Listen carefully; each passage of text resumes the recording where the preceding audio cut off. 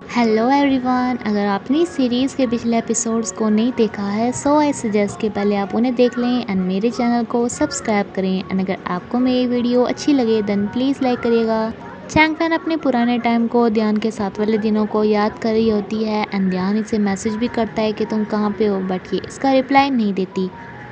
लेकिन ध्यान के पास इसकी लोकेशन तो हमेशा से ही रहती थी, इसलिए ये यहीं पर ही आ जाता है, जो इसे कहता है कि क्यों ना हम दोनों यहाँ से कहीं दूर चले जाएं, फिर हम दोनों हमेशा खुश रहेंगे और कोई भी नहीं होगा। लेकिन चैंग फैंग से कहती है कि क्या तुम्हें ऐसा लगता है कि हम फिर खुश रहेंगे? मुझे नहीं लगता कि हम कभी खुश रह पाएंगे एंड तुम्हें अपनी मॉम के साथ अब्रॉड ही चले जाना चाहिए। इस पे यहाँ पर पुल पे आके ही बैठ जाता है इसे डराने के लिए कि नीचे गिर जाएगा। लेकिन चैंग फैंग से कहती है कि अगर तुम इसमें कूद गए ना तो मैं भी इसमें ही कूद जाऊंगी। ध्यान इसे कहता है कि वैसे ये आइडिया भी बुरा नहीं है कि हम दोनों ही इसमें एक साथ कूद जाएं, लेकिन इसमें पानी बहुत ज़्यादा ठंडा है तो मैं ठंड लग जाएगी। ये कहता है कि मैं हमेशा तुम्हें बोल देता रहता था कि मुझे छोड़ो मत, हमेशा मेरे साथ रहना। शायद मैं तुम्हें फोर्स कर रहा था एंड साथ में हर्ट भी, जबकि मैं खुद भी ऐसा नहीं करना चाहता था। एंड शैंग फैंग से कहती है कि नहीं, गलती मेरी है, मैं तुम्हें प्यार तो दिया लेकिन सेंस ऑफ सिक्योरिटी नहीं जो कि तुम्हें चाहिए थी। लेकिन हमें कुछ टाइम के लिए एक दूसरे के साथ ब्रेकअप कर लेना चाहिए, एक दूसरे को स्पेस देने के लिए, जिससे कि हम दोनों एक दूसरे के लिए बेटर पर्सन बन सके। नेक्स्ट सीन में हम देखते हैं कि अब्रॉड जाने के लिए तैयार हो चुका है बिकॉज ये अपनी मम्मी को ऐसी हालत में नहीं छोड़ सकता था। वहाँ जाने से पहले ये अपने टीचर वगैरह को सी ऑफ करके जाता है एंड साथ में शैंग फैंग को भी मिलने के लिए आता है, जहाँ पे इस घर की इसकी पुरानी यादें फिर से ताज़ा होती हैं। लेकिन जब चैंग फैंग इसके सामने आके बैठती है तो ये फिर से शुरू हो जाता है कि मुझे कहीं पे भी नहीं जाना, तुम जैसा बोलोगी मैं वैसा तुम्हारे साथ रहूँगा, प्लीज़ मेरे साथ रहो, मैं कभी तुम पे शक भी नहीं करूँगा एंड तुम्हें परेशान भी नहीं करूँगा। लेकिन चैंग फैंग कहती है कि हमारी डील हुई थी ना, फिर अब तुम दोबारा से ऐसे क्यों करने लगे हो? इसलिए इसे बोलकर चला जाता है कि ठीक है, तुम अपना ख्याल रखना एंड कभी भी खाली पेट उठते ही शराब मत पीने लग जाना। सब ये सोच रहा होता है कि मुझे 19 साल की उम्र में ही एक 24 साल की लड़की से प्यार हो गया था, जिस वजह से मैं इस रिलेशनशिप को संभाल नहीं पाया बिकॉज मैं मैच्योर नहीं था। 3 साल बाद का सीन दिखाया जाता है, जहाँ पे 3 साल में ध्यान ने अपनी स्टडीज़ पूरी कर ही ली होंगी। चैंग फैंग की रेस्टोरेंट में एक लड़का होता है जो कि लियांग का बहुत बड़ा फ़ैन है, इसलिए इसने अपना हेयर स्टाइल भी बिल्कुल उसके ऊपर ही रखा हुआ है। चैंग फैंग अब काफ़ी सारे इंटरनेशनल अवार्ड जीत चुकी है डांस में एंड ये लड़का चैंग फैंग पे हमेशा लट्टू हुआ रहता है। चैंग फैंग अपने डांस क्लासेस के लिए जा ही रही थी, जहाँ पर बहुत सारे प्लेन्स थे, तभी ये नीचे गिरने वाली होती है एंड इसे ध्यान आके बचा लेता है।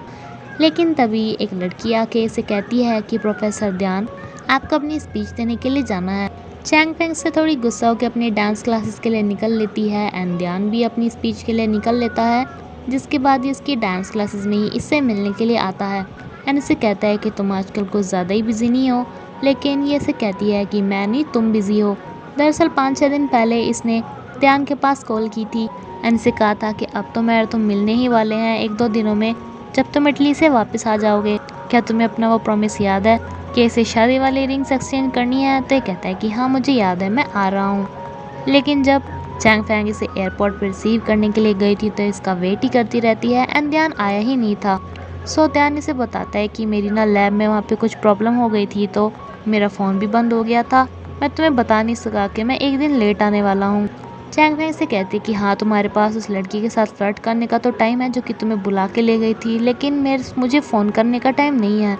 यानी कि अब ध्यान की तो जेलस वाली आदत चली गई थी, लेकिन इसे काफ़ी फील हो रही थी एंड ये लड़की फिर से इसे बुलाने के लिए आ जाती है कि ध्यान प्रोफेसर, आपको अपनी दूसरी स्पीच के लिए भी जाना है।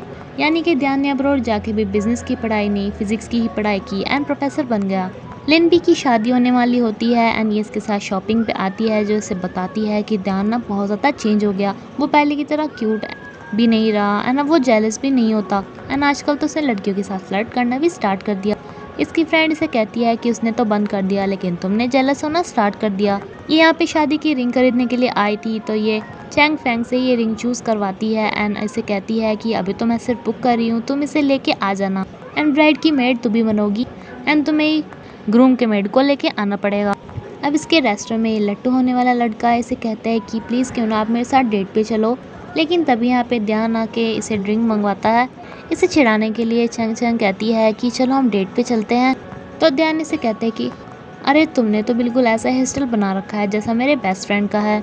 ये कहता है कि हाँ वो मैंने अपने आइडल का स्टाइल कॉपी किया है, क्या आप उन्हें जानते हैं, वो आपके बेस्ट फ्रेंड हैं, प्लीज़ मुझे भी आप उनसे मिलाइए ना। ये इसे कहता है कि तुम्हें तो डेट पे जाना था ना, बट ये कहते हैं कि नहीं नहीं, डेट से ज़्यादा इम्पोर्टेंट मुझे मेरे आइडल से मिलना है। सो ये बेचारे का डेट कैंसिल करवा देता है। चैंग फैंग को ग्रूम के बेस्टमैन को पिकअप करने जाना था, जो ये देखती है कि ये तो ध्यान ही है, इसलिए ये दरवाज़ा बंद कर लेती है और अपनी फ्रेंड को कहती है कि तुमने मेरे साथ धोखा किया। खैर अब इसे लेकर तो आना ही था, जो पीछे बैठता है, बट ये कहती है कि मैं तुम्हारी ड्राइवर हूँ क्या जो तुम पीछे बैठे हो। ये इसे सीट बेल्ट लगाने को बोलती है, जब ये नहीं लगाता तो ये अपने आप ही लगाने लगती है एंड इसी बात का मौका का फ़ायदा उठाते हुए ध्यान से किस कर लेता है, जो कि ये काफ़ी टाइम से नहीं कर पाया था।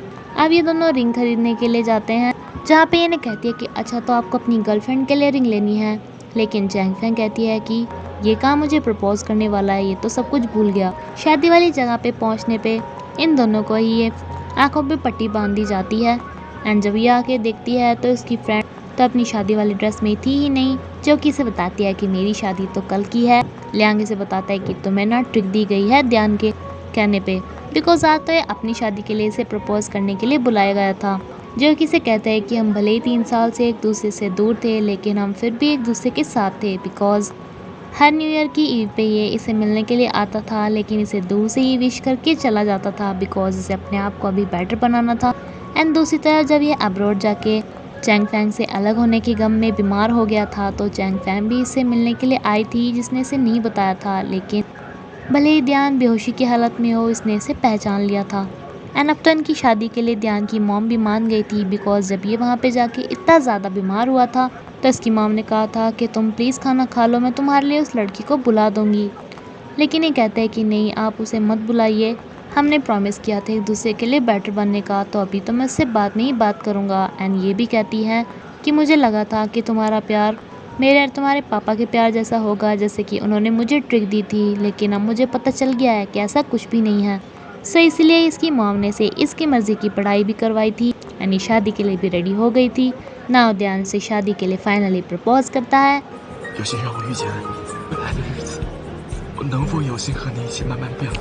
एंड देन चैंग फैंग भी इसका प्रपोजल एक्सेप्ट करती है।你爱我，变成了更好的自己。 एंड देन ये सीरीज़ की लास्ट किस हमें दिखाते हैं, लेकिन हमें ये समझ नहीं आ पाता कि लिंगपिंग की तो शादी हो रही है, लेकिन हो किससे रही है, एंड लियांग सेट किसके साथ हुआ है, बॉलिंग के साथ या लिंगपिंग के साथ। देखने से तो लग रहा था कि बॉलिंग के साथ। इसी कन्फ्यूज़न के साथ ये सीरीज़ यहीं पे ख़त्म होती है फ्रेंड्स। प्लीज़ मुझे कमेंट करके बताना कि आपको सीरीज़ कैसी लगी। वीडियो अच्छी लगी है तो प्लीज़ लाइक करेगा एंड ये भी बताना कि आपने कोई और ऐसा ड्रामा देखा है क्या जिसमें इतनी सारी केसेस हों। मैंने तो नहीं देखा था। Thank you.